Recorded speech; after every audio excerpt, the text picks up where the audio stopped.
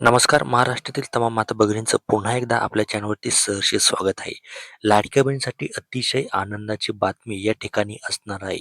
हो, कारण की ज्या लाडक्या बहिणींना मागील नोव्हेंबरपासून त्यांना हप्ते भेटलेले नव्हते, अशा लाडक्या बहिणींना आता नोव्हेंबर ते जूनपर्यंत जवळ-जवळ ₹6,000 त्यांच्या अकाउंटवरती इथे जमा होणार आहे. हो, ही आनंदाची बातमी या ठिकाणी आलेली आहे. परंतु या ठिकाणी एक गोष्ट लक्षात घ्या.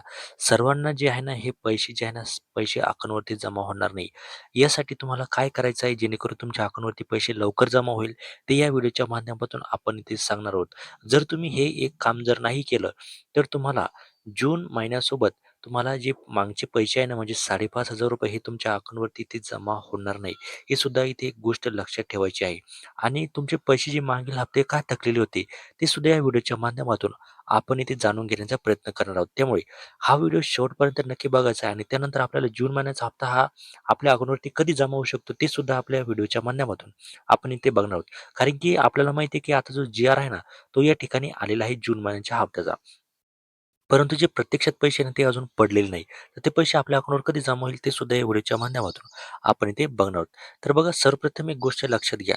ज्या महिलांचे अर्ज मंजूर आहेत पण तांत्रिक कारणामुळे काही महिन्यांचे पैसे खात्यात जमा झाले नाहीत, अशा लाभार्थ्यांची थकीत हप्ते पात्रता कायम असल्यास पुढील हप्त्यासोबत जमा होऊ शकतात.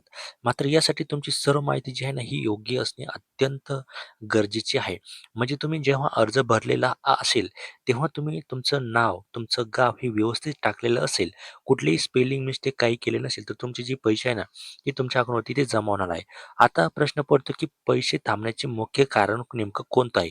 जेणेकरून जे आम्हाला पैसे का भेटले नाही बुवा मागच्या महिन्यामध्ये, ते या व्हिडिओच्या माध्यमातून आपण बघून घेऊ. बघा, सर्वात पहिले कारण म्हणजे आधार सीडिंग आणि डी फक्त बँक खात्याला आधार लिंक असणे पुरेसे नसतं. त्यासोबत डी सेवा देखील सक्रिय असणे आवश्यक असते. जर यापैकी कोणतीही प्रक्रिया अपूर्ण असेल, तर सरकारकडून पैसे पाठवले गेले तरी ते खात्यात जमा होत नाही. बघा, या ठिकाणी एक गोष्ट लक्षात ठेवा. आपण म्हणतो की बुवा सर, आमचं आधार लिंक झालेलं होतं. परंतु एक गोष्ट लक्षात ठेवा, जेव्हा सरकार वरतून पैसे पाठवत असतं डी माध्यमातून, आपलं डी त्या ठिकाणी ॲक्टिव्ह असणे गरजेचं आहे. परंतु सरकार काय करतं, पैसे पाठवतं. वरून पैसे येतात, परंतु ते आपल्या अकाउंटवरती इथे येत नाही. ते पैसे अडकत असतात. त्यामुळे आपल्याला एन-पी-सी-आय मॅपिंग व्यवस्थित असेल, ते एकदा करून घ्यायचं आहे. डी ॲक्टिव्ह आहे का ते एकदा बघायचं आहे.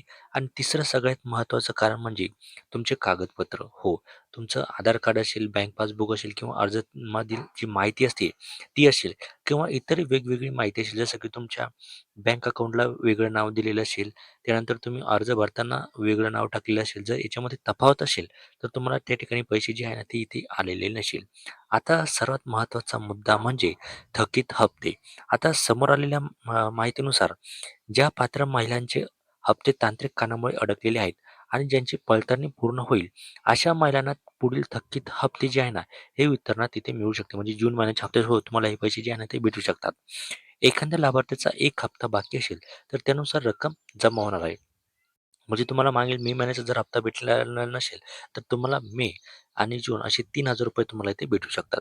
2 किंवा 3 हप्ते जर थकीत असेल, तर पात्रतेनुसार तेही एकत्र जमा होऊ शकतात.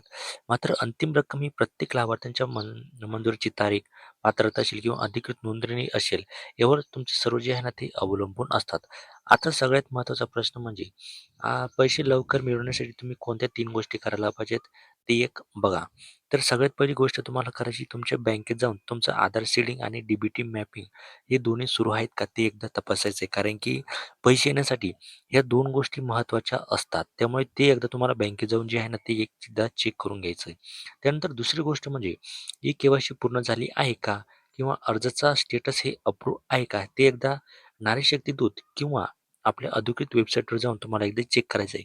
आता सध्या नारी शक्ती ॲप जे आहे ना, ते काम करत नाही. त्यामुळे तुम्हाला वेबसाईटवर जायचं आहे आणि ते एकदा तुमचं अर्ज जो आहे तो अप्रूव्ह आहे का ते एकदा चेक करून घ्यायचा आहे. जर तुम्हाला याच्यावर अप्रूव्ह आहे का नाही हे कसं चेक करायचं वेबसाईटवर जाऊन, जर तुम्हाला त्याच्यावर व्हिडिओ पाहिजे असेल तर ते कमेंट करून तुम्ही नक्की सांगू शकता. आणि आता तिसरी गोष्ट म्हणजे तुमचा आधार असेल, बँक खाते असेल किंवा अर्जातील नाव असेल किंवा इतर माहिती एकसारखी आहे का? हे एकदा तुम्हाला खात्री जी आहे ना, ती एकदा करून घ्यायची आहे. आता अनेक जण विचारतात, की माझा अर्ज अजून पेंडिंग दाखवत आहे.